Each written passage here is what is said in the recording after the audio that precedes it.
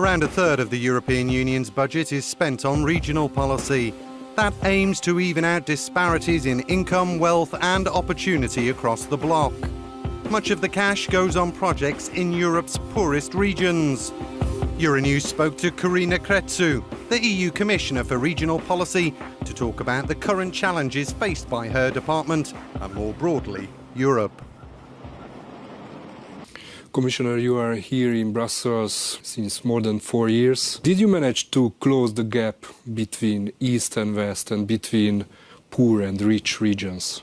We are after crisis. We have a study that shows that many regions cope very well to come back to the growth and employment, but other countries they are still in the stage before crisis. So it's very important that we are now in the 9th year in a row for economic growth in Europe, which helps a lot. But in the same time, we are not there because of the new challenges that we have. As I said, we have also this migration crisis, also terrorism and defense, things where European Union was not supposed until now to intervene.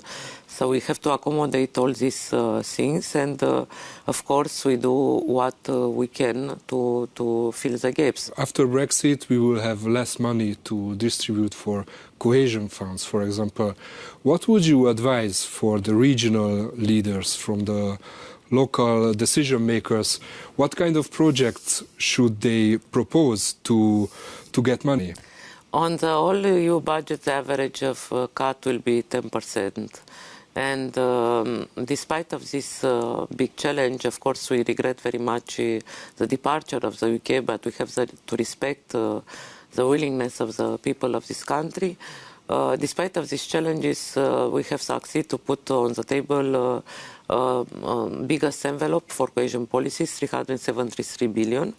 And we propose to the member states and to the regions to concentrate on key elements regarding innovation, regarding small and medium-sized enterprises, energy efficiency. So what is now the key driven forces for all European economies? Also, we think that we have to put a lot of attention on social side. Really, I think that we have to do a big effort that people to feel that Europe is doing, because this game that everything that is bad is coming from Brussels and everything that is good is coming from the Lord Mayors and President of the regions and governments, I think should stop, because we are losers, all of us, if we continue to do so and not to recognize what European Union is doing for the European citizens. Now, the European Parliament approved a proposal to link the European payouts with rule of law standards.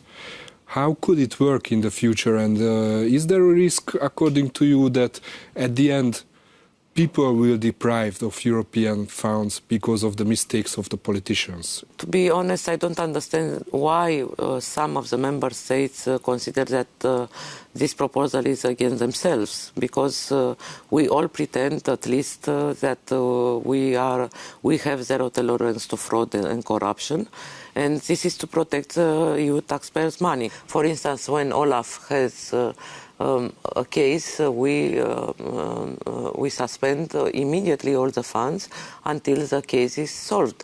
When I put myself in the shoes of the net contributors, I understand that you cannot see European Union just like a bancomat.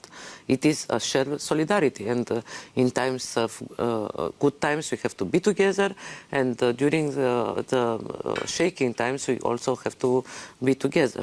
So Olaf can make only recommendations towards the member states, but do you think there should be an organization above the member states, like for example the EU Prosecutor's Office, to control these issues? I really think that it's a step forward. You know that the Commission has this effort for a long time to protect the EU budget. And as you said, the creation of the European Public Prosecutor's Office which should be up and running at the end of 2020, marks the beginning of a new phase in fight against fraud, because Olaf, as you said, the European Anti-Fraud Office, and EPO, we have another agency which is taking care of how the money is spent, will work in close partnership together with the member states and commission audit work.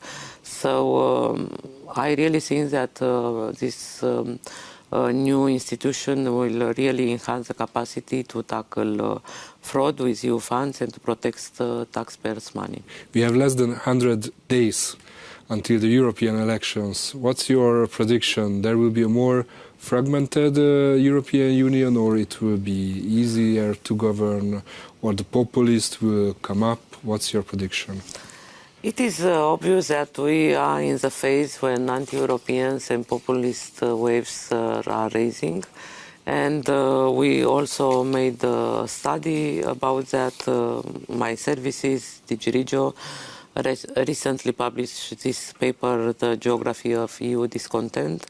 And this analysis shows that anti-EU vote is mainly driven by a combination of long-term economic and industrial decline, low level of education, which is essential, and the lack of employment opportunities. In my view, electoral election it will be the biggest test that we will have after so many years. It's not about political ideologies, it's about pro-European and anti-Europeans. And we, both you as a very known journalist, me as commissioner, we are coming from countries where 30 years ago were on the other side, and we have never dreamed to be here. So I really think that it's our duty to defend this European project, which is unique on our planet, and we have to explain that it was not always the same, especially to the young generation, because it's about their future. And what I would like is to see much more youth people involved in defending our European project. Solidarity appears in all our European papers, but in practice, I am sorry to say, but European Union and member states became more egoistic than ever. So I really think that we have to come back to our solidarity and to understand that only together we have succeed, or together we can go down and fail. Commissioner, thank you very much for this interview. Thank you very much as well.